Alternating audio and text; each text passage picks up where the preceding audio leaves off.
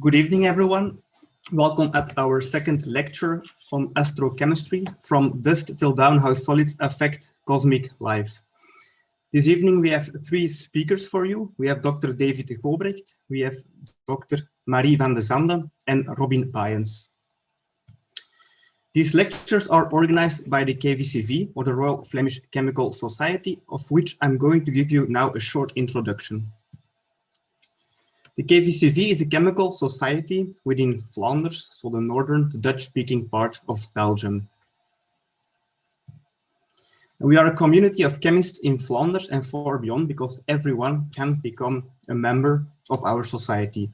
Our members are mainly students, PhD students, academics, teachers, and professionals. So we do represent and strive to support everyone in chemical education, industry, and society.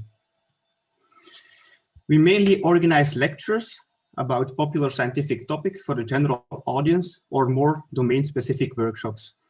After our lectures, we mainly have a networking reception, which is, of course, not possible, unfortunately, in these online editions. Here you have an overview of our upcoming events. We strive to organize each month a lecture. Next month, we will have a lecture on explosives, chemistry, and technology. And next year, we also planned a company visit to Cargill in April, of course, if the COVID situation allows this. For more information or registration, you can always visit our website, kvcv.be/calendar. Mens en Moleculen is our magazine, which is distributed to all our members once a month. So this means that we have 12 editions a year. And in this magazine, you can find news about the chemical industry, about academics, about our own activities, some scientific advancements, and much more. If you are a member of the KVCV, then you're automatically also a member of EUCHEMS, the European Chemical Society. And as a member of EUCHEMS, you have discounts on various activities endorsed by EUCHEMS. If you're a member of the KVCV, you have reduced prices at our activities. You also receive our magazine, Mens en Moleculen, as already mentioned, each month. But you're also part of the chemistry community, which helps you to extend your knowledge and broaden your network. If you're interested in a membership, I recommend you to visit our website, kvcv.be/membership. And for PhD students, you can already become a member for only €12 a year. For more information, you can always visit our website, kvcv.be. You can also reach us via our social media channels. We have a Facebook page and a LinkedIn page. We also have a YouTube channel on which our lectures can be rewatched afterwards. This series of webinars is supported by Chemistry Europe. So here you can see their journals, which might be of interest for your next publications. We are now about to start our webinar. If you have any question during the webinar, you can always ask them in the Q&A section at the Zoom platform. And after the lecture, we will ask them to our speakers. So let me now introduce you to our speakers. The first speaker is David Gobrecht. David obtained a master in theoretical physics at the University of Basel in Switzerland, and then continued his education at the PhD level at the same university on the subject dust synthesis in evolved oxygen-rich asymptotic giant branch stars, or AGB stars. Afterwards, David moved to Italy for a postdoctoral research fellowship at the observatory INAF OACTE in Teramo, where he advanced the state-of-the-art in AGB modeling. Now, David is a postdoctoral ERC fellow at the Institute of Astronomy at the KU Leuven under the grant Aerosol, Astrochemistry of Old Stars, Direct Probing of Unique Chemical Laboratories. Our second speaker, Marie van de Sande. Marie obtained a Master of Science in Astronomy and Astrophysics at the KU Leuven in 2014. She then continued her PhD level education at the Institute of Astronomy at the KU Leuven under the supervision of Professor Leen Dessin. Currently, Marie is a postdoctoral FWO fellow, and in 2021, she will start a new adventure in Leeds, where she will become a Marie Curie Fellow. Marie's research focuses on the development of theoretical chemical kinetic models to investigate the chemistry in dusty winds around AGB stars. And our third speaker, Robin Baeyens. Robin also obtained a Master of Science in Astronomy and Astrophysics at the KU Leuven and was awarded the 2018 Odyssey Prize by the Belgian Senate and Federal Ministry of Science Policy for his master thesis on vertical mixing in the atmospheres of hot Jupiters. Currently, Robin is FWO PhD Fellow at the Institute of Astronomy at the KU Leuven. His research focuses on modeling the climate and determining the chemical composition of the atmospheres of exoplanets. His research is conducted in collaboration with the Max Planck Institute of Astronomy in Heidelberg. And now I will give the words to our first speaker, David Gobrecht. So David, the screen is yours. Hello, everybody. Give me a minute to share my screen. Does this work now? Yes. Hello. Good evening, everybody. I want to thank Nathan very much for this very kind introduction in the name of all three of us. And also we thank the KVCV to give us the opportunity to talk in this evening and have so many nice participants in this talk. So the chapter 1 of this presentation will be the dust nucleation, or how we come from the gas to the solid phase.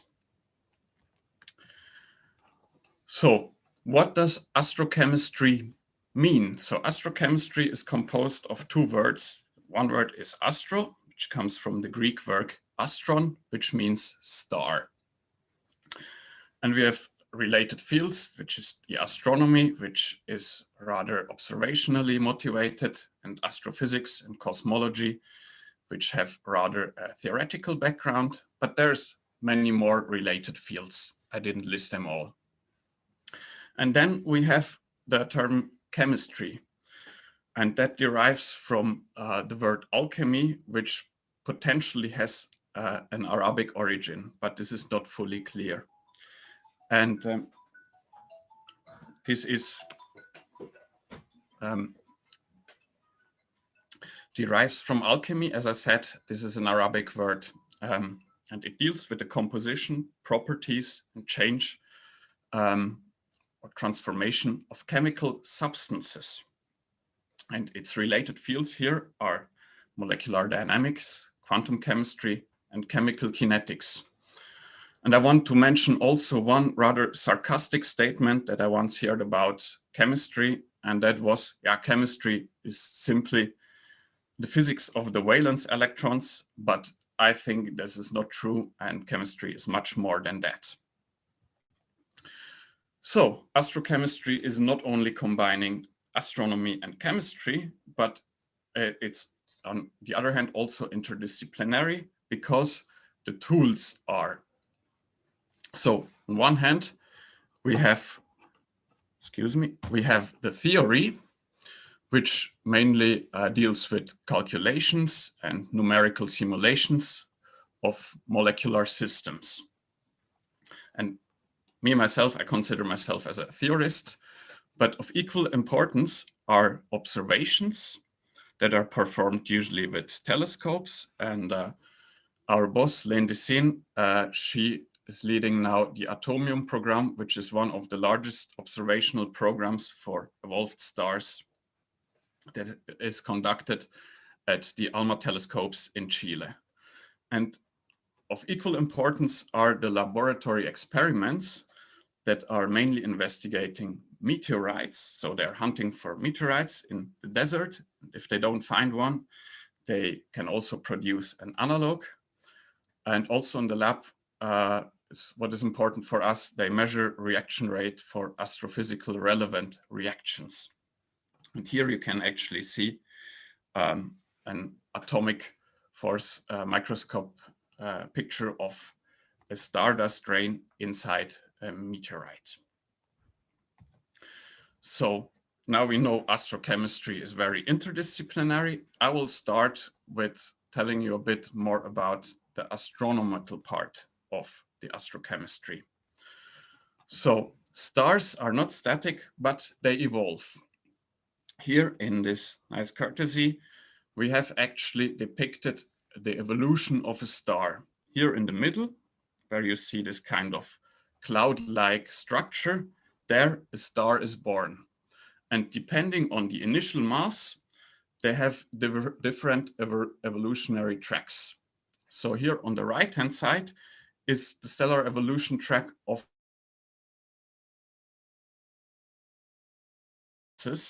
initial solar masses.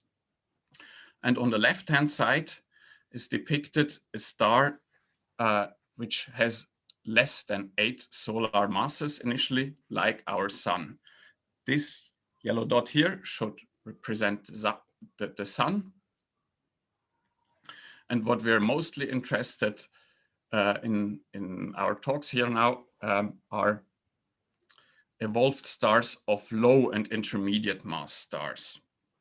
So why do we put together the low and intermediate mass stars? Because actually their evolution is quite similar apart from the way they burn the heliums in their core. But this is too much detail, and you will see this slide or this picture, you will see it a few times again this evening, I'm sure. So what I wanted to mention, both evolved stars in the high mass regime and in the low mass regime, they have different nuclear burning stages and mixing processes, which also lead to the fact that their surface composition change over time. So, evolved stars, what are they? So in the end, what we see here in this nice illustration made by Katrien Kohlenberg, which is a Flemish researcher, is a star here depicted as a fire devil. So a star is actually nothing else than a gas or plasma sphere which makes nuclear fusions inside in order to make its energy that can be radiated away. However, these evolved stars, they also pulsate. So what does pulsation mean? Pulsation is actually a more or less regular, and with regular I mean periodic, oscillation of the stellar surface. This actually has the effect that the luminosity or the radiation field of the stars periodically changes. And that also leads to a rather complex chemistry, which I will address in a few slides later. And in addition to this complex chemistry, we have also a mass loss or an outflow, or if you wish like to say it, a pressure-driven wind. And that's actually astonishing because usually a star has a gravitational field and keeps everything together. So there must be something that overcomes this gravitational pull of the star. And in these winds also dust is detected, so solids. So these matter and mass losing stars are ideal astrochemical laboratories. And if I now come to the low mass evolved stars, they are called AGB stars or asymptotic giant branch stars. So as I said, these are late type stars with a moderate or low stellar mass. They are rather old, that's why they're evolved. So that's about 10 billion years. They're really large as compared to the sun, so about 400 to 500 solar radii, and they're rather cool, which makes them red. Hot stars are rather bluish and cold stars are rather red. This is actually contrary what you think about when you, for example, look at your sewer and your pipes from the water, where red is hot and blue is cold. So these AGB stars have a mass from 1 to 8 solar masses, and they have these mentioned radial pulsations or oscillations. And they drive a dusty mass loss. And this mass loss has a rate of about 10 to the minus 7 to 10 to the minus 5 solar masses per year. Now you might say, well, this is not so much. This is 1 part per million per year. This is a rather low rate. However, this rate exceeds the mass converted in radiation energy in the inside by nuclear fusion. And now you say, how can mass be equal to energy? Well, it can, according to Einstein's famous formula, E is equals to mc squared. So now I mentioned already these radial pulsations, and they are depicted in these plots. So here on the x-axis, we have the time component, and on the y-axis, we have the radius component. And here on the left side, we have a model of the atmosphere of this star, of an AGB star, which has no dust component. So this is a purely molecular atmosphere. And if we look at trajectories within time of this atmosphere, then we see here actually oscillations that are purely periodical and actually always return to their initial point. So in the end, with this model, we don't drive a mass loss, or we don't have an outflow in net. However, if we introduce solids or dust grains, which is here indicated in this blue to red color means a high degree of condensation, then we are able to drive a mass loss or an outflow with this pulsation.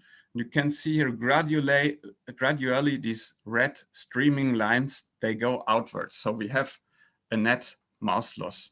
So what you should conclude from this slide is actually that the formation of dust grains is crucial for driving an AGB star wind.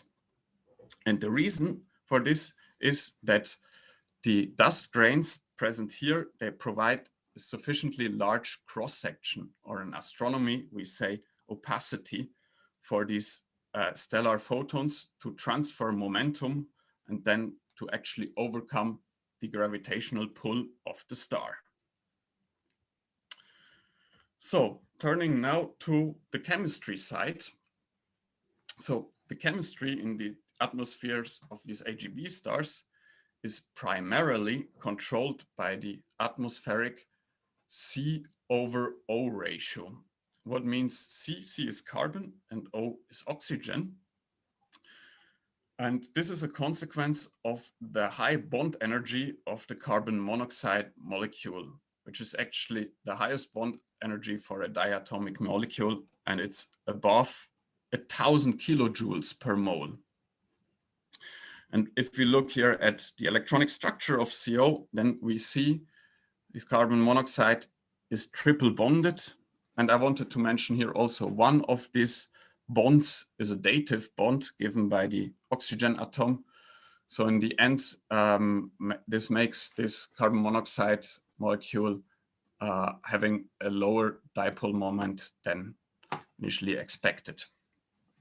And as a consequence of this high bond energy and the CO ratio controlling the chemistry, we have a dichotomy in carbon over oxygen is smaller than 1, which we also call oxygen rich. Here we have oxygen-bearing molecules like water or OH or sulfur oxides, but also silicon monoxide. And the dust that I previously addressed is also oxygen-rich with silicates, but also TiO2, so titania, and alumina, which I will address a bit later.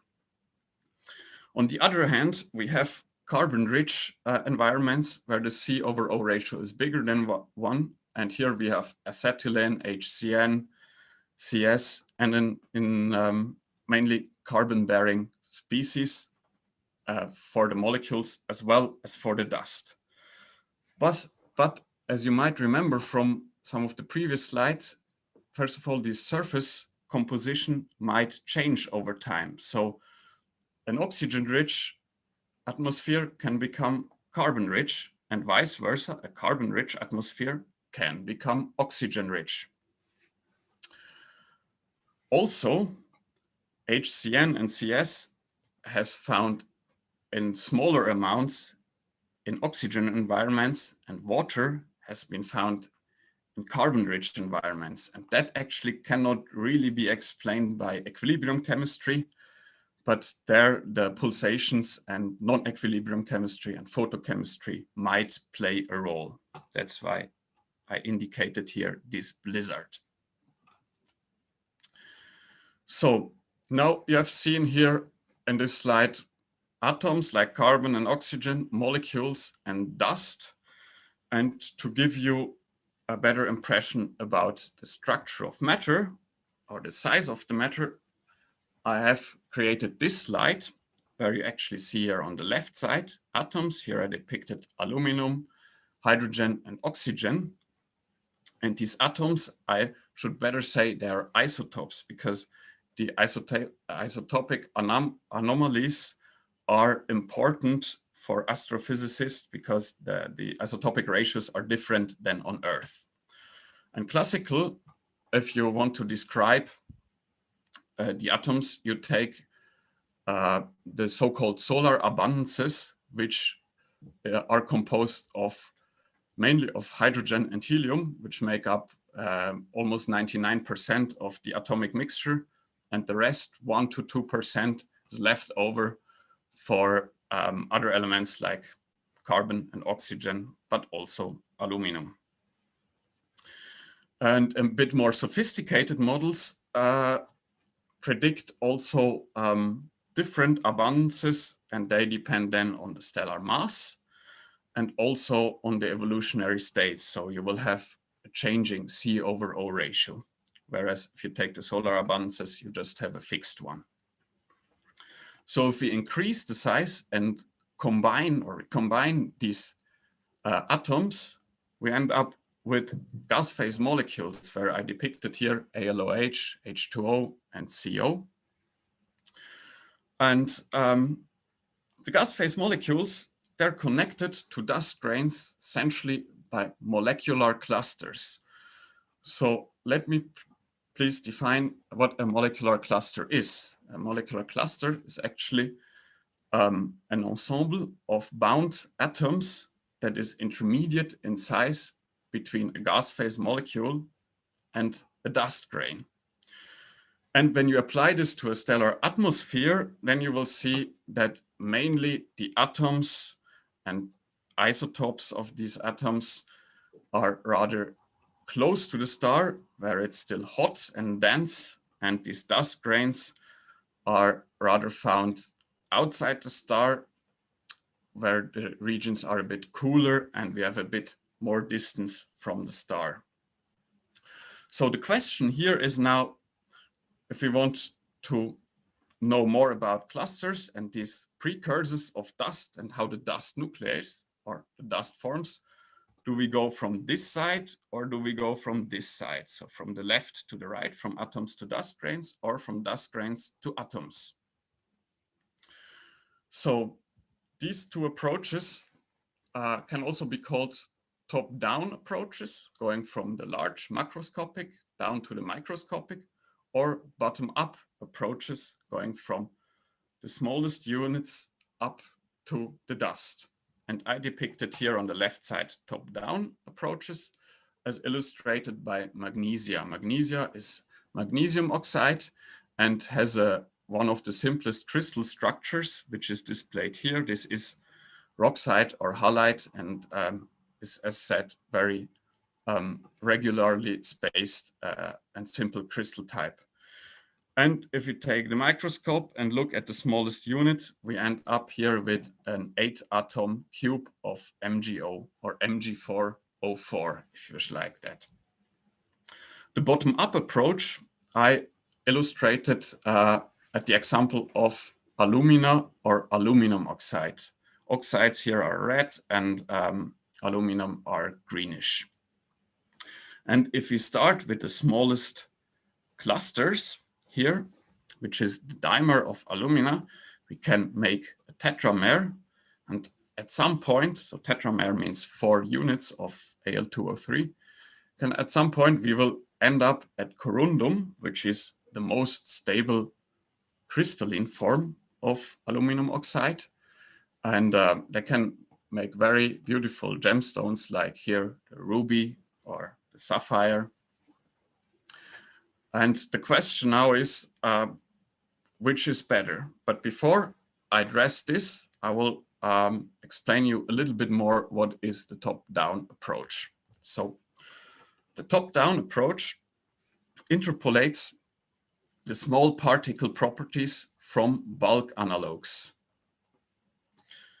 The common theory here is the classical nucleation theory.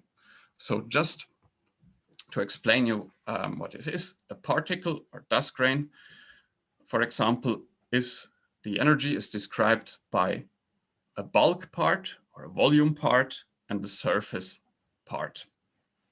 So the bulk or volume part is proportional to the power of 3 of the grain radius or the particle radius and is attractive. That's why it's displayed here at the negative side.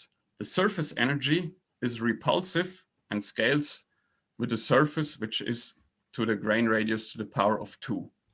The resulting line here of those bulk and surface potential comes then here at the maximum, which is characterized by a critical grain radius and a critical energy, which is called the energy barrier.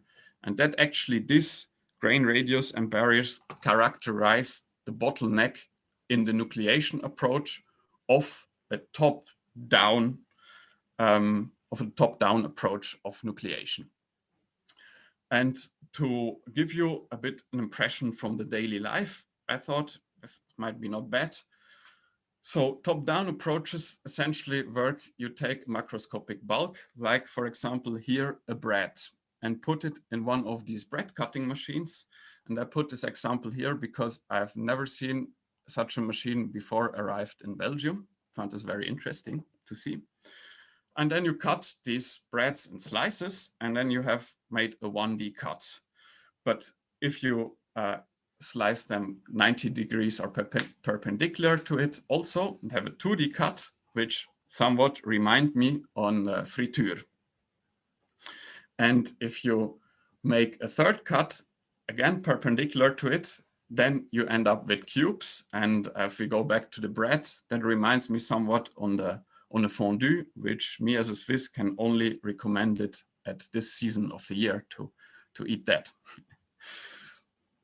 So now we're coming to the bottom-up approach. Bottom-up approach calculates the properties of small particles from first principles, or you could also say ab initio, quantum mechanics. And our goal is here to find the most favorable cluster structure.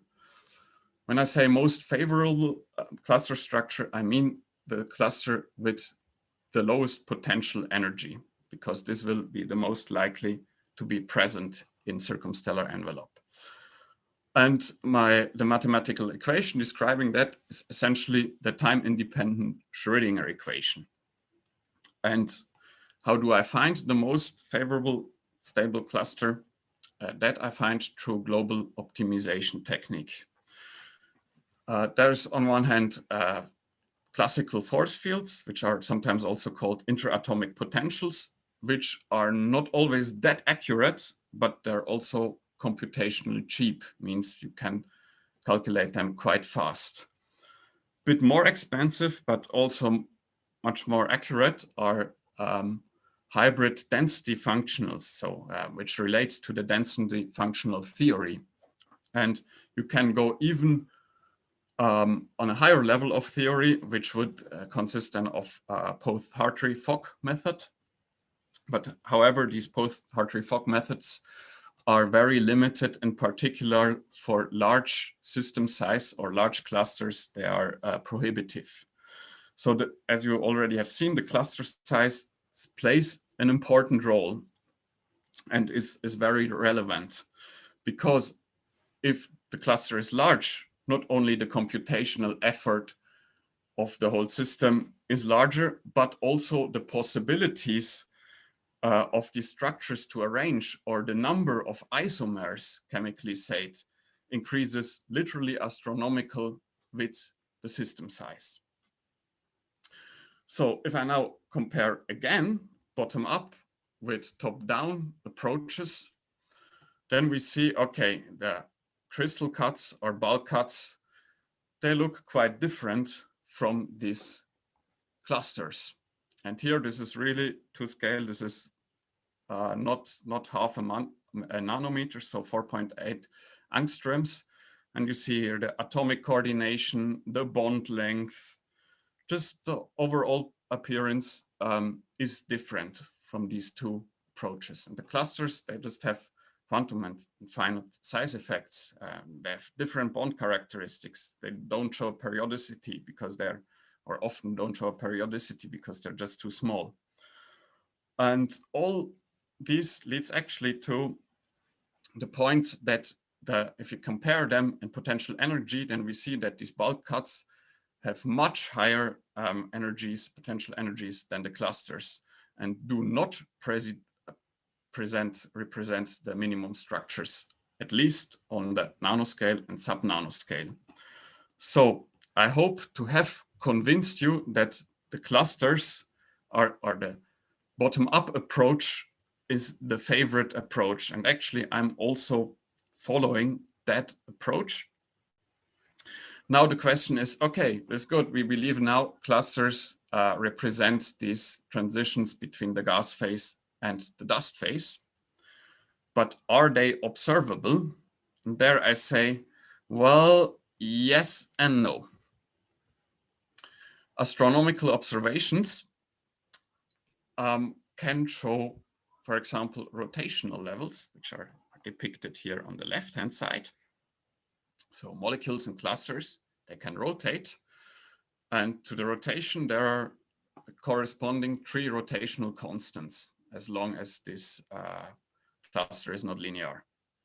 And these rotational constants, they're inversely proportional to the moment of inertia, which means that the larger the cluster grows, the smaller the rotational constants, and vice versa. But we also have vibrational modes, and I try to, excuse me, that was too much, sorry for that. We were here. These vibrations that we can see here for the water molecule, they have also more and more vibration the bigger the cluster size becomes, because the general formula is 3n-6 vibration modes, where n corresponds here to the number of atoms, which means that larger clusters have more and more vibrational modes, and they blur out, and they're getting less and less sharp. Certain attention should be paid, because there are some very symmetric clusters which can rotate, and they can also vibrate, but we can't observe them because they have no permanent dipole moment. There is a certain possibility with certain asymmetric stretching and bending modes to still see them, but it is challenging. So now, as you have seen, we already entered the quantum world, and to actually go to the quantum chemistry, which is, for me at least, molecular quantum mechanics, I wanted to show 2 pictures. Here on the left, you see Wolfgang Pauli and Niels Bohr, which they're fascinated about a spinning top, which exerts a spin flip, and they tried to explain that not in the classical sense, but in the quantum mechanical sense. But what even delighted me more is a picture that I found in my family archive, where Werner von Heisenberg and Niels Bohr are depicted together with my grandfather. And I have to say, I'm a bit jealous on my grandfather that he had the chance to talk to these amazing scientists. So talking about quantum chemistry, I want to show you an optimization on the density functional theory level. And here you see actually a cluster of 30 atoms. So this is Al12O18, a hexamer of alumina. And I start optimizing it. You see it goes a bit up, and suddenly here the symmetry breaks and it converges slightly to its minimum structure, which looks like this. Well, and finally, I want to come to the summary of the first chapter of this talk, and want to tell you, yeah, well, dust forms around all stars and is most likely in a bottom-up way via molecular clusters. And dust is also responsible for the stellar wind and the mass loss, and enriches the interstellar medium with solid matter. And I want to thank you for listening, and want to give over to Marie.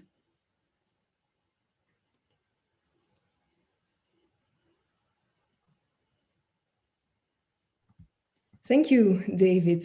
I'll go ahead and start my presentation. Okay, let's go. Present. So David told us all about how dust grains are formed around dying stars. And I would like to talk about the journey that these dust grains go through as they evolve through our galaxy and how they might end up in planets. So as David already mentioned, our galaxy is continuously evolving. Stars are born and die all the time. This is just something we don't really notice on a day-to-day or rather night-to-night basis, because it happens on timescales that are much longer than an average human life. We're talking about millions of years rather than a short century. So David talked about this bit of cycle in a galaxy. So as he mentioned already, stars are formed in the interstellar medium, or the ISM. That's a space in between the stars. It's not completely empty. In fact, there's denser clouds of material, star-forming nebulae, and this is the region where stars are born. Stars like our sun become a red giant towards the end of their lives, then they go through the AGB phase, and this phase is characterized by mass loss. And thanks to the mass loss, the star ejects its outer envelopes back into the interstellar medium, enriching it with a bunch of gas and newly formed dust, what David just told us all about. The only thing that's left over is a white dwarf. Now, massive stars undergo a different type of evolution. So if a star is more than 8 to 10 times massive as the mass of our sun, it will become a red supergiant, and that star will also eject its outer envelopes back into the interstellar medium, but it will not do so in a quiet, controlled manner of an AGB outflow. No, it will explode as a supernova and just throw it all out there. Again, lots of gas, lots of dust. The only thing that's left behind is a neutron star or a black hole. So this galactic evolution cycle we have here, so we have the interstellar medium, stars are born from the interstellar medium, and as they die, they eject their outer layers back into the ISM. And each galactic cycle actually corresponds to chemical enrichment. During the Big Bang, only hydrogen, helium, and a little bit of lithium was formed. Everything else has been forged in the hot cores of stars through nucleosynthesis. So all the carbon in our bodies, the oxygen in the air, the heavy metals in our computers, they've all been formed in the cores of stars that have died a long time ago. So with each cycle, stars are born, and as they eject their outer layers, they also enrich the ISM with chemical elements formed in their cores. So chemical enrichment happens. And as we go through the cycle, we can identify many astrochemical laboratories. AGB outflows are only one of them. And by studying the molecules present there, we can we can try to understand astrophysics a bit better. So astrochemistry as a tool to understand astrophysics. So far, about 200 different types of molecules have been detected in the interstellar medium or around evolved stars. So this slide shows all or most of them. And most molecules are rather simple, composed of only 2 or 3 atoms. The most abundant molecule is H2, because, well, H is the most abundant atom. Then CO is the second most abundant molecule because, well, there's still a lot of carbon and oxygen. And as David just said, carbon monoxide has a very strong bond. Then we also have some table salt floating around, some water, and some toxic hydrogen cyanide. On the other end of the table, we have the larger molecules. So benzene contains 12 atoms. That's a lot for space. And we also have these buckyballs that are formed likely in the outflows of evolved stars. So 60 and 70 carbon atoms just in a ball. If you look at the middle bit, it's clear that there is an organic footprint to this. So there are a lot of carbon chains going on, and some of them we know from here on Earth. We have formic acid, methanol, methylamine, and also the smelly ethyl mercaptan. But there's also more exotic species that you wouldn't really encounter in your room or even in a laboratory.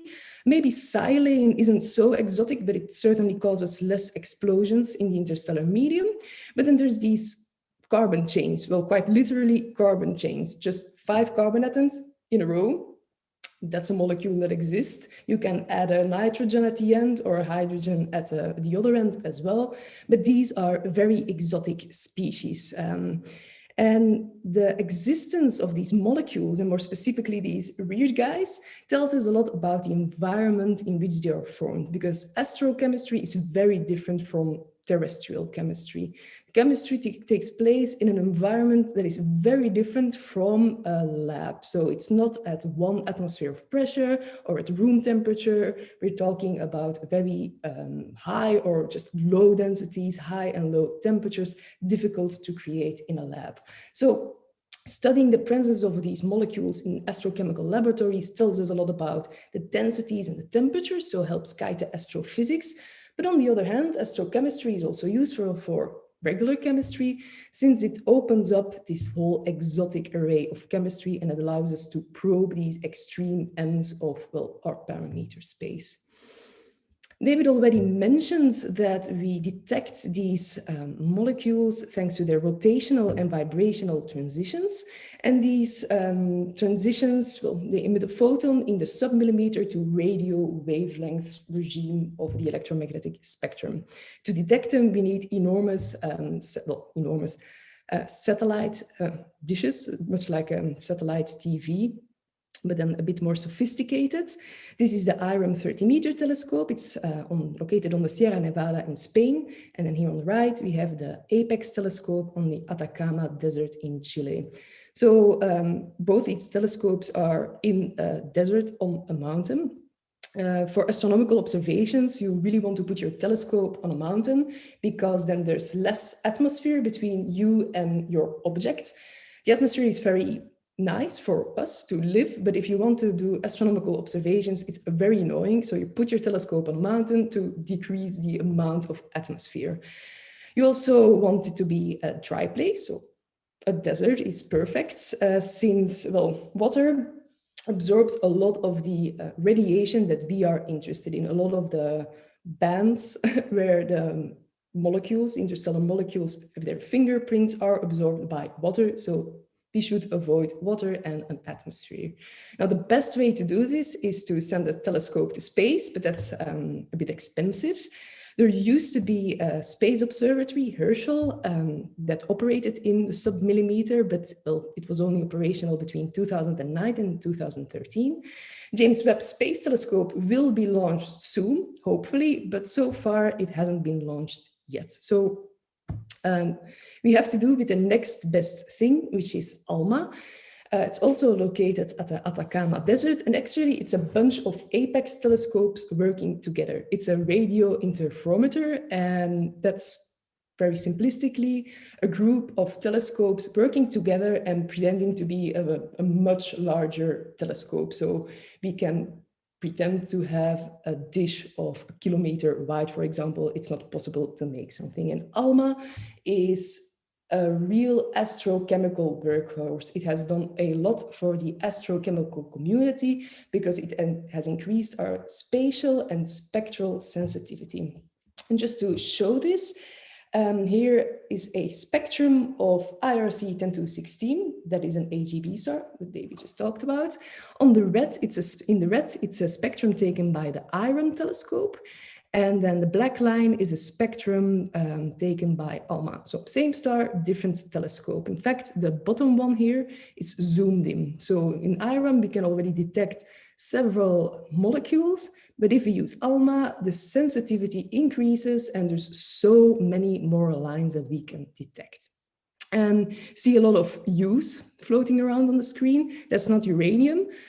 These are unknown lines. Then this again highlights an interaction between astrochemistry and regular chemistry, because we need spectroscopists to measure the spectrum of the molecules so we can try and identify them in space. So let's now take a look at astrochemical laboratories along the way. Our dust grain has been produced around an AGB star, and it has entered the interstellar medium, where stars are formed in dense clouds. This is an image in the visible of a dense cloud. And they are also called dark clouds, and I think it's quite clear why they are, because it looks like there's a hole in the sky. There isn't a hole in the sky, fortunately. It's just a bunch of dust and gas that is blocking our line of sight.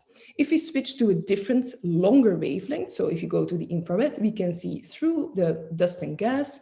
And in fact, everything's still okay. There's a bunch of stars behind the cloud.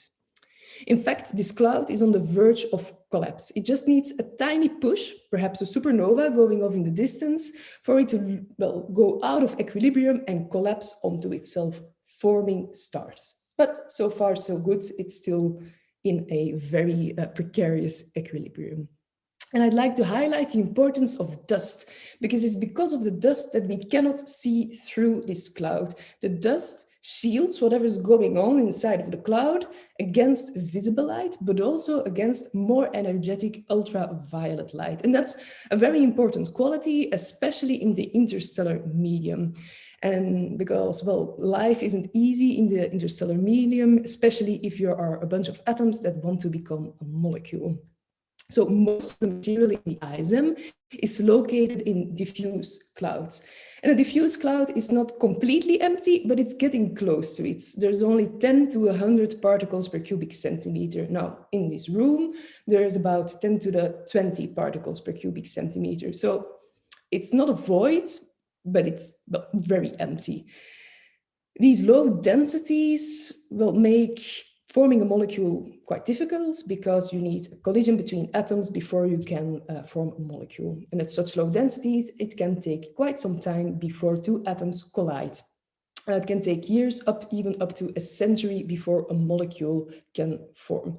But that's not really an issue, since we are pretending to be gas in a diffuse cloud, and the gas is going to spend a couple of hundreds of thousands, maybe even 1 million years in this diffuse cloud. So even if it takes a century, we have time, everything's fine. What is the real issue is that you're still in the interstellar medium. So the space in between the stars, you are surrounded by stars, and they radiate part of their energy in the ultraviolet. So there's a bunch of UV photons floating around, and the likelihood of one hitting you is quite high, since you're not shielded by anything. You're in space, there's no atmosphere, there's no dust shielding you or whatever, you're in a diffuse cloud. And as soon as a UV photon hits a molecule, it can photodissociate the molecule and they'll break it back up into atoms. atoms. So low density and high UV radiation make for a very simple chemical composition. It's mainly some atoms, simple molecules such as H2 and CO, of course, but for example, also CH, and they're positive ions because a UV photon also likes to knock out an electron. If we go to a dark cloud, the density increases to 10,000 to 1,000,000 particles per cubic centimeter. So that's dense for the interstellar medium. But if we go to the analogy here on Earth, that's about the density that can be created using ultra-high vacuum pumps. So what is ultra-high vacuum here on Earth is actually quite dense in the interstellar medium. Astrochemistry is very extreme. But thanks to these larger densities, the likelihood of atoms colliding becomes larger, and you have all this dust shielding you against these UV photons that are out to photodissociate you.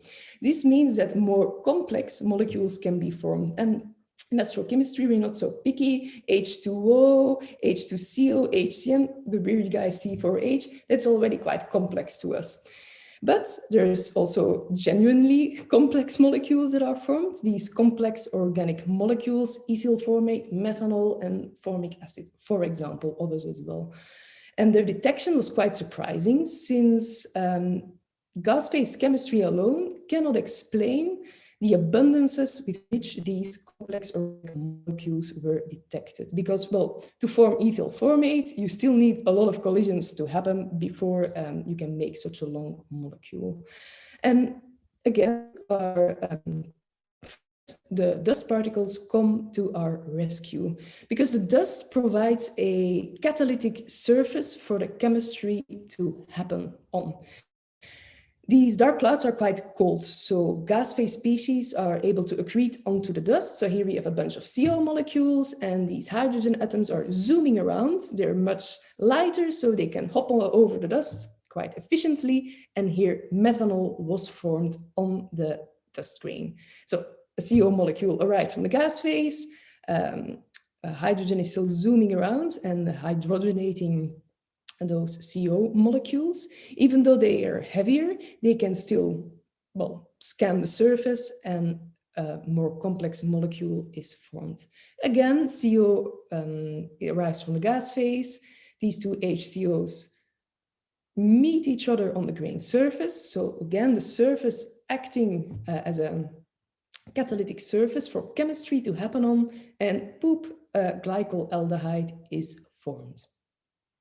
And well, this continues and continues. Another CO is added from the gas phase. And now a UV photon hits methanol, breaks the hydrogen bond, and then these two radicals can combine and form glycolaldehyde. Now, this is still quite a slow process, but again, we have time, we have plenty of time. And over time, the grain surface becomes covered in an icy mantle of complex organic molecules. And as our dust grain becomes incorporated in a star-forming region, it's heated up and thus it evaporates its icy mantle, releasing these complex molecules into the gas phase where we can observe them. So dust plays a twofold role. Firstly, it shields against UV radiation, photodissociates, and secondly, it provides a catalytic surface for complex molecules to be formed on. So our cloud has collapsed. Stars are being formed. And this is an artist's impression of a later stage in star formation. So here at the center, we have the protostar. So a dark cloud collapses, everything goes to 1 point more or less. At the core, we have the protostar. And the protostar is surrounded by a disk of material, which is currently in this picture, still accreting onto the protostar. And this disk of material is also called a protoplanetary disk, since this is a place where planets are formed.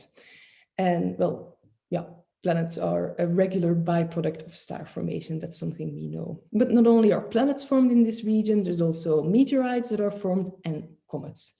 And if you want to do some archaeology and try to determine the composition of the protoplanetary disk from which be and the Earth is born, we can try to determine the composition of comets to figure out what our initial protoplanetary disk composition was. And in 2014, the Rosetta mission of the European Space Agency reached the comet 67 Churyumov-Gerasimenko, or 67P. And it has done a lot for astrochemistry as well. So this is a picture of the nucleus of the comets. So comets were commonly described as dirty snowballs, but that's not really a dirty snowball. It's more a bath duck, if it has to be something. And you see these rays radiating away from the nucleus, and that's actually gas evaporating from the surface. So the comet is covered in icy material. As the comet comes closer to the sun, it's heated up, and the icy mantle evaporates from the surface. So that's what we see here. I particularly this of also taken Rosetta. So this is the surface of the nucleus of the comet. There's a bunch of rocks lying around. There's also a cliff that's some 13 meters high. And there is a bunch of stripes that you see. That's actually, but that's not real. It's cosmic rays hitting the detector, but you also have these specks of dust floating around, and that's actual snow on the comet. So here we have the geology and the weather on the surface of a comet orbiting our sun, which is pretty cool. Now, Rosetta has detected many organic molecules, and the most exciting one has been glycine, the simplest amino acid. So the simplest protein essential for life is formed on a comet. Well, has been detected on a comet, formed purely via astrochemical processes. And this opens up the question towards our own origin and what fraction of life is or can be inherited from astrochemical processes. And these days, we are no longer limited to a sample size of just one, so our solar system in its current evolutionary state. We can study many other planetary systems and also the birth of planetary systems by studying protoplanetary disks. And this is an actual observation, not an artist's impression, of the protoplanetary disk surrounding HL Tau. And the next speaker, Robin, will tell us all about planet formation.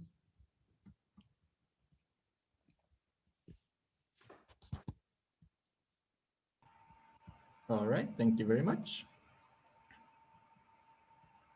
Now we do the shift. Yes. Oh.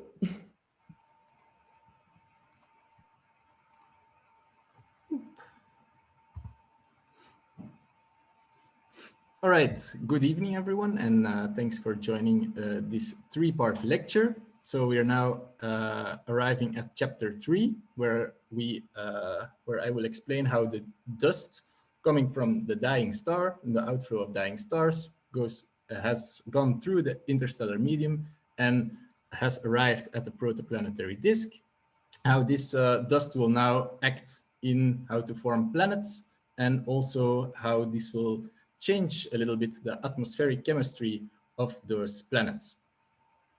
So first of all, for continuity, of course, I show again the picture of HL Tauri, the protoplanetary disk that Marie has also shown, where you indeed see in the center this forming star. So it's a super young star, still gaining mass and still gaining luminosity. And then around it, this nice disk with these gaps.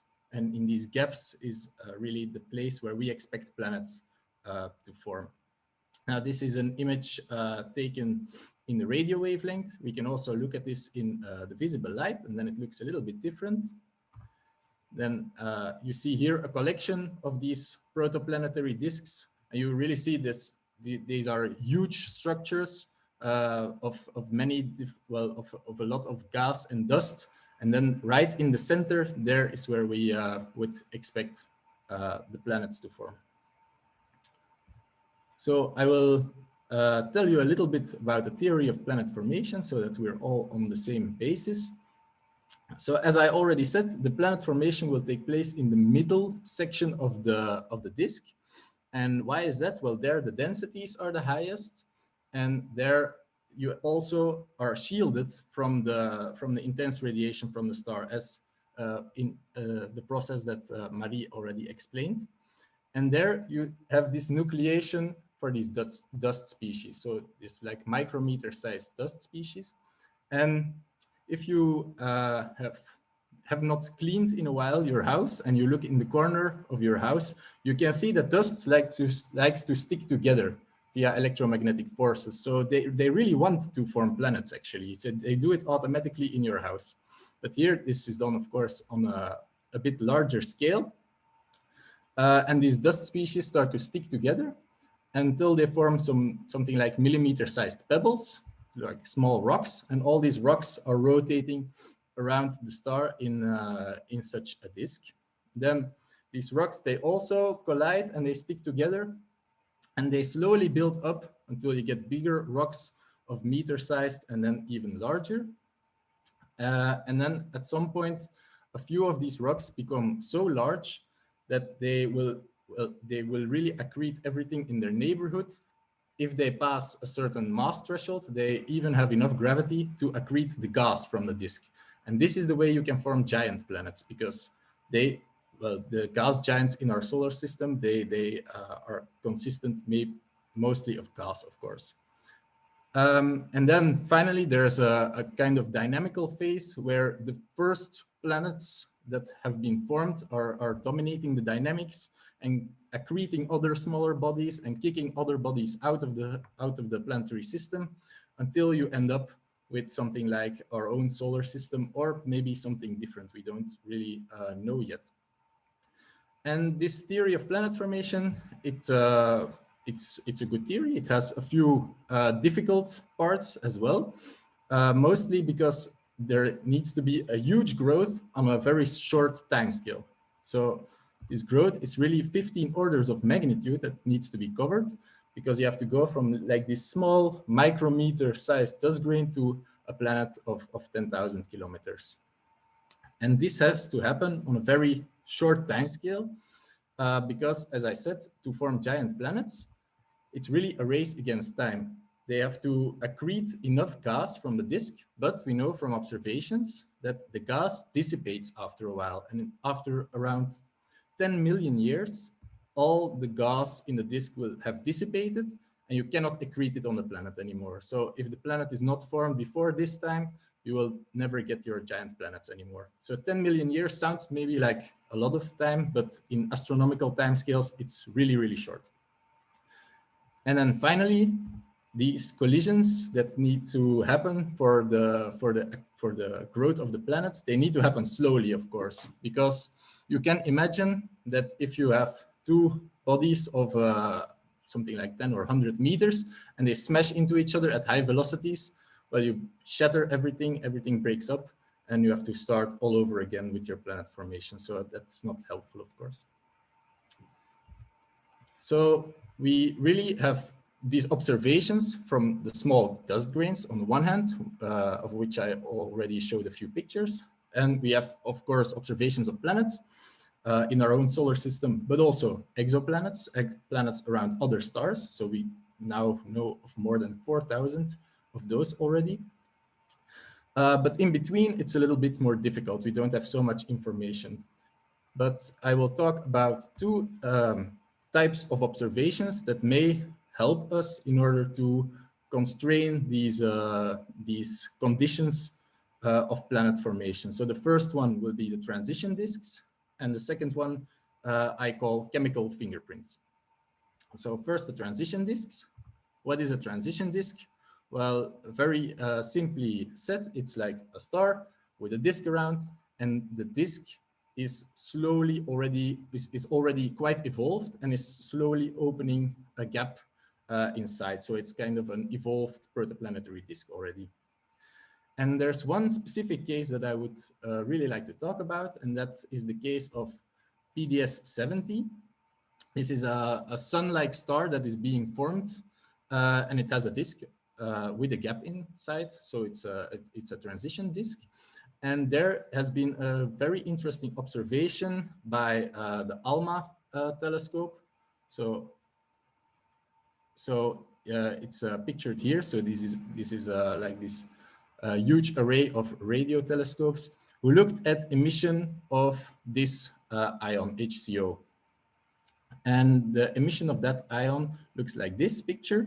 So in the center, you see the star. And then the bright emission part or ring around it is the disk. And then you see here between the disk and the star, you have some sort of gap opening where we would expect planets if they are being formed there.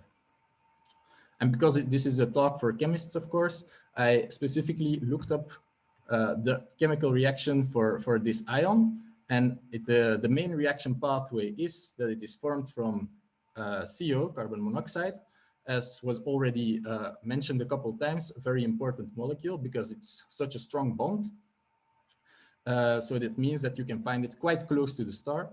And also hydrogen or a hydrogen ion, which is of course plenty available in the universe. And then this will make this HCO ion that you can, and that's a really good way to probe very close regions that are very close to the star, because that's where you can expect it. All right, and why is this now such an important object, or why do I want to talk about this? Well, a little bit later, there was another observation, not in the radio wavelength, but in infrared. And they saw that here actually is a planet forming inside this gap. So this is the picture in the infrared. Here in the center, there's again the star, which has now been covered because it's too bright otherwise. And then this is the ring around it. The dark region is the gap. And here you see very clearly this bright spot. That's the planet that is being formed. So it's really a baby planet. It's just born. And the orbital distance of that planet is around 22 astronomical units. So that is comparable to the orbital distance of Uranus. And the age of the system has been determined to be around 5 million years. So this is really good evidence that our current way of thinking about planet formation, that it still works out. You really can form these very massive planets. So the mass is 5 times the Jupiter mass, or up to even 40 times the Jupiter mass.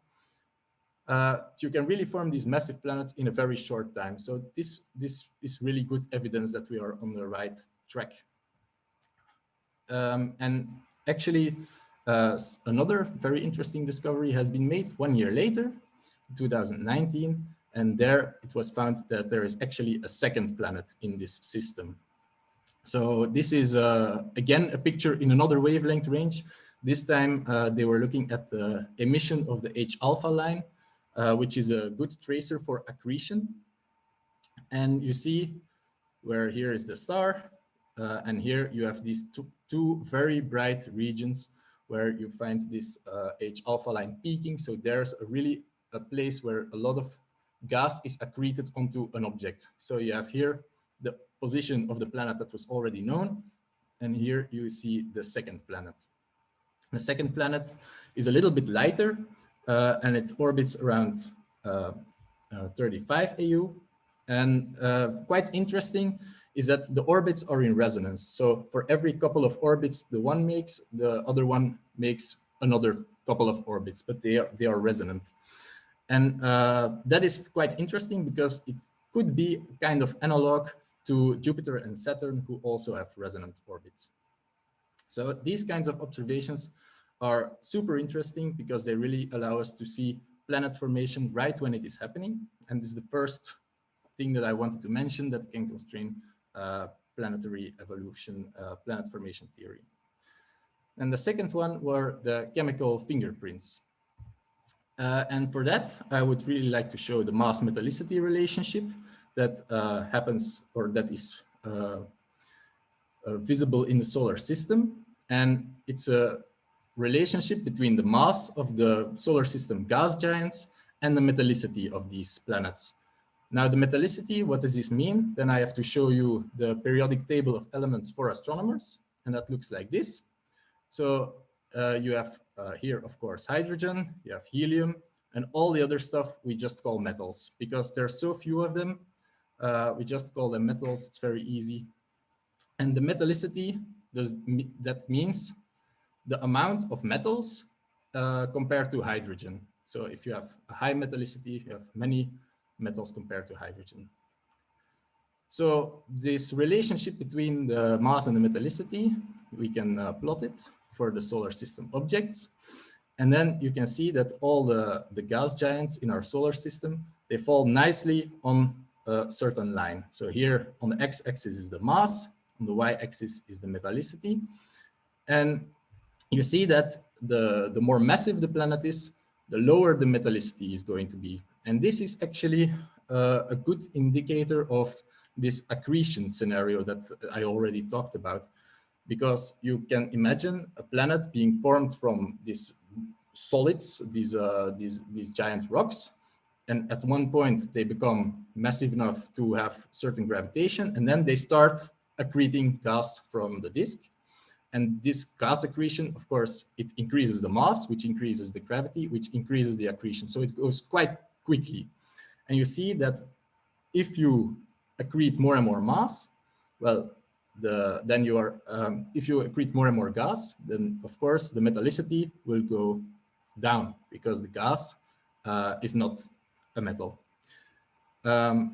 So this is really a good indicator of this core accretion. And it would be, of course, very interesting to see if this is the case for all planets also outside of our solar system. So we will come back to that later. Another interesting thing to probe in the protoplanetary disk is really not just the bulk metallicity, but really the chemical elements. So one important one there is the carbon to oxygen ratio, which is plotted here. So the carbon to oxygen ratio is plotted as a function of the distance from the star. And you see here different lines. The solar line is the reference line. And then the solid line here is the gas phase, the carbon to oxygen ratio in the gas phase. And then the dashed line is the carbon to oxygen ratio of the solids. Now, you see that if you start at the sun, so it's to the left, and you go farther and farther away from the sun, or from another star, for example, at some point around 2 astronomical units, the temperature drops enough so that water can start to freeze. So then we call this actually the snow line, so you can form snow. And if water freezes, it will, of course, condense out of the gas phase, and it takes with it a bit of oxygen. So the carbon to oxygen ratio in the gas phase goes up. Then you can continue outwards, and then you have carbon dioxide here that starts to condensate. And well, it has a carbon, but 2 oxygens. So it still takes out more oxygen than carbon. So the carbon to oxygen ratio again goes up. And then finally, it becomes so cold that even carbon monoxide will freeze. And then, well, then there's no carbon or oxygen in the gas phase anymore.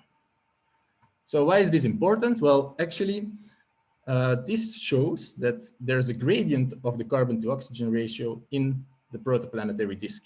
So if we have some way to find out what the carbon to oxygen ratio in a planet or an exoplanet is, then we can more or less find back where in the disk it was formed, because it's from that location that it has accreted its material. So this is something that we really want to try to do. Or if you put it in summary, the elements that are accreted during the formation, they may be detectable in the planetary atmosphere. So for our solar system planets, this is, of course, quite easily, well, I say easily, but it's not so easy, of course, but it's relatively easy to detect. You just send a space probe to there to measure the water content or the methane content in the atmosphere, for example, and then you have your answer. But for exoplanets, it's not so easy. However, sometimes it is possible to detect the chemical composition of their atmospheres. So this happens when sometimes an exoplanet orbits around its star, and sometimes it comes in front of the star. So depending on where you are looking at the star, it comes between you and the star. And when it goes in front of the star, the light that we receive from that star is filtered through this atmospheric layer of the exoplanet. And then from analyzing that light, we can actually see which kind of elements are present in the atmospheres of exoplanets. So this is something that we can't do for a long time yet, but we are getting better at it. And one of the main results from this kind of exoplanet atmosphere analysis is that we find a lot of water. So this water in the gas phase, and also I'm mainly talking about giant planets, so not rocky planets with liquid water. That's something completely different. So it's really giant planets with water in the gas phase atmosphere. And there's like some 30 to 40, I think, planets who have this kind of water detection for them.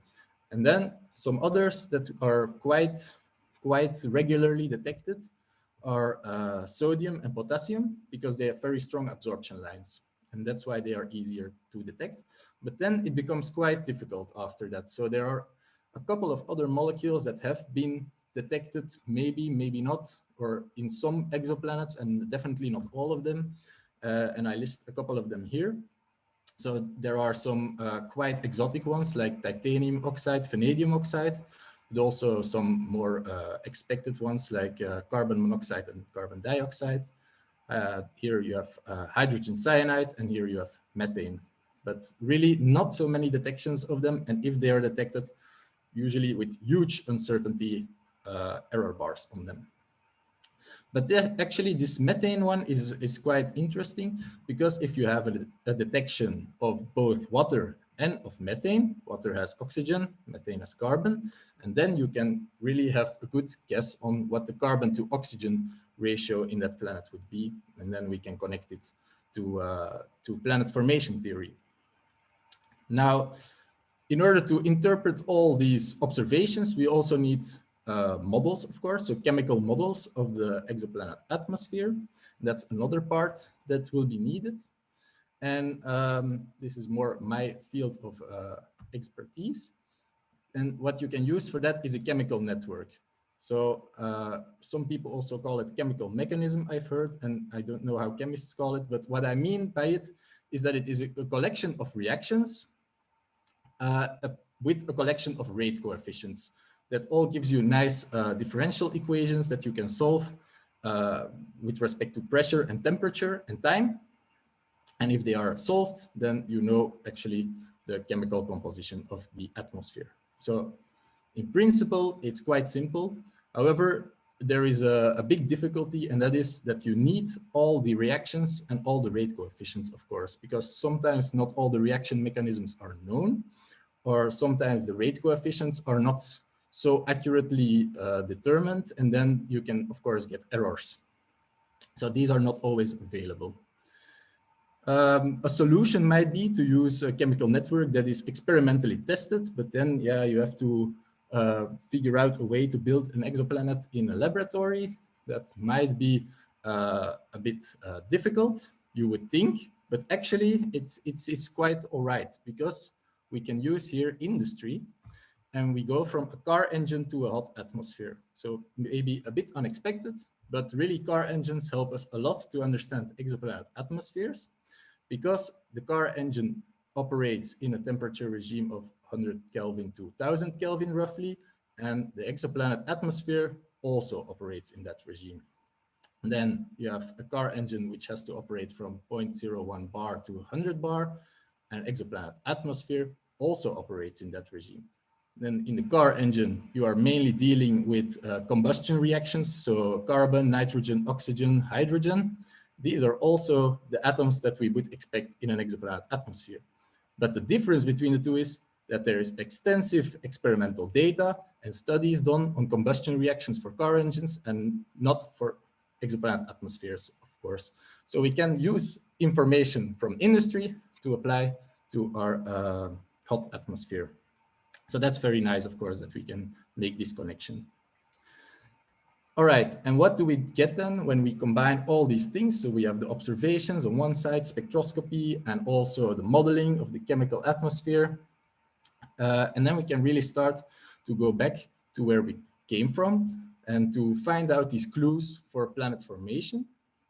And I show again the mass metallicity relationship. So the single line with the 4 solar system bodies on it, but now populated with exoplanets as well.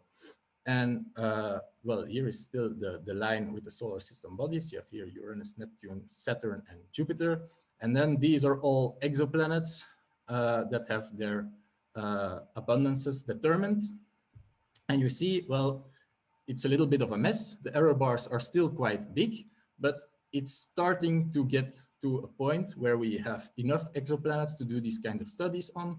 And the error bars are also slowly decreasing and getting better, especially in the next generation when we will have the James Webb Space Telescope that Marie also mentioned. So this will really give better data, and then we can really try to start seeing differences in planet formation for different systems.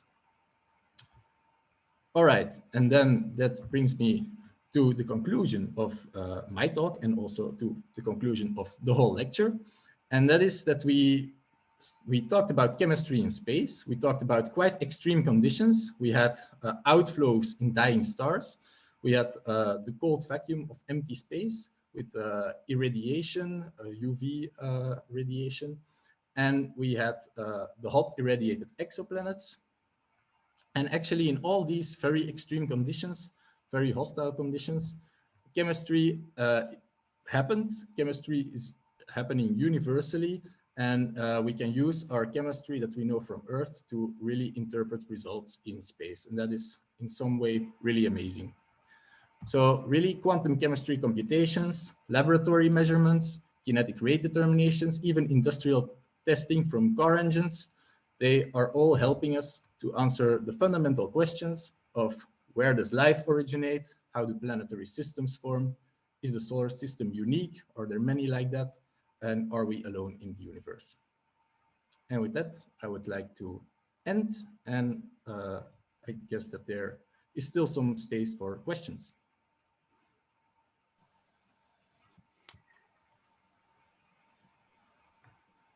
Okay, David, Marie, and Robin, thank you very much for this nice story. I think it was a whole new field for most chemists, I think, but you really explained everything from the understandable basics. And I will now go through some questions. So everyone, Robin and David, you can unmute yourself, because I guess I will ask the questions to someone, but everyone can answer, of course. So my first question is one for David. So you clearly have a preference for the bottom-up approach. Indeed. Is this more a personal preference, or is the top-down approach a bit old-fashioned or used for other approaches? Can you comment on that? Yeah, well, so the top-down approach essentially arises from, I think at least from meteorite people that gathering a meteoritic stone. And I mean, they must kind of grind it into smaller units and actually to make the analysis what is actually inside. Of course, you can use some microscopes, but these dust grains are in a matrix in this meteorite. So we really have to crush it. Yeah. And as I tried actually to say, really the global minimum structures are very apart from crystalline analogs, at least, and these small scales below 50 nanometers, I would say. And I think since the bottom up approach also mimics more the dust formation process, because you really describe what is happening in stars, around stars, that they grow in size. And I would say top-down approach is kind of a reverse engineering. And I don't say that top-down approaches are wrong, but that just goes until, I would say, let's say 50 nanometers down, it works, and then you start getting difficulties. Okay, thank you. The next question is more, it was in the topic of Marie more. So I'm wondering the molecules and then the more exotic molecules you mentioned, when they are formed and they are detected, of course, do they live long at that place, or are they just detected and are they maybe just very short living? They can actually live for quite some time up until they react with another species. But it's mainly because of the lower density. So if you would put a molecule like C5 in this room, it would be hydrogenated in no time. But because of the low densities, they do live for quite some time. But then, yeah, well, these astrochemical laboratories evolve. So over time, you might see a shift in the composition, but we can still detect them, and it's not for a short fraction. Depends on the environment, of course, but they can live for quite some time, much longer than here on Earth in any case. Okay, then in the chat, there also, the Q&A questions, there are also quite some questions. So I think, yeah, that's maybe an extension of my previous question. Is it possible to capture certain molecules and atoms out of space? I'm mainly thinking in long space travel, where it can be useful to capture H2 out of space. I can maybe answer Yes, that since right. it's in the same line. Well, you could go ahead and try it, of course, but to capture molecules, well, you first have to go to space and the density is quite low, and I'm not quite sure if surely it's possible, but it's maybe not as useful since you first have to get there and then you have to get it back. What is something that is currently ongoing is the OSIRIS-REx mission of NASA, who sent a mission to an asteroid. I think it's asteroid Bennu, if I remember correctly, where they had an arm and it grabbed some bits of the asteroid, stored it inside, and it will return like in a year or so back to Earth, and then we can study the meteorite dust or asteroid dust, a bit like going to the moon and collecting some stones. So for rocks you can do it, but for gas I think it's possible, but very expensive for nothing quite useful, I think. Okay, the next question is more in line for Robin's topic. Robin, is there a relation between gas dissipation and the number of stars, binary versus single? Okay. Well, I don't know. But it is true that many stars are formed in binaries. So it's like just instead of one single star, you get two stars, and sometimes with a disk around both of them if they are very close. But I guess they can also be gravitationally bound and have their own planetary system around them. So all of these scenarios can happen. And even it might be that, so for the gas dissipation, I don't know, but it might also be that our theory of planet formation is maybe not correct, and that planets actually form as an extension of stars, so not via slow accretion from the bottom up, as to use some terminology that David already used, but that really planets also form from this gravitational collapse of clouds. So that's also another theory. Now there's a little bit less evidence for that, so we still think core accretion is the best one. But in that case, yeah, then you actually are already forming planets like they are binary stars. So yeah, it's a bit complicated indeed. Then for Robin also, a more conceptual question, I think, about one of your last slides. So someone asks about the engine exoplanet analogy. So I would assume photochemistry must be really important in an exoplanet orbiting a star. Does your analogy with the engine, so where there is no photochemistry, imply that photochemistry is not that important? No, that doesn't imply it, because photochemistry can indeed be quite important. In the modeling that we do for exoplanet atmospheres, we take, for example, as I explained, the chemical network from the car engine, but we also use photochemical cross sections, and they are usually from laboratory data. So we combine those two approaches to get really also the photochemistry into the models. And that can be indeed quite important. We're still not really sure how important, because the most observations that we have now from exoplanets are mostly from the hot ones, from the gas giants, the hot Jupiters as we call it. And then photochemistry might be a little bit less important than in cold planets, where photochemistry can really penetrate quite deep into the atmosphere and change the chemistry in a more profound way. But that's still something that is discussed actually, yes. That's researched actually. Yeah. Yeah, a lot of questions popping up at the moment.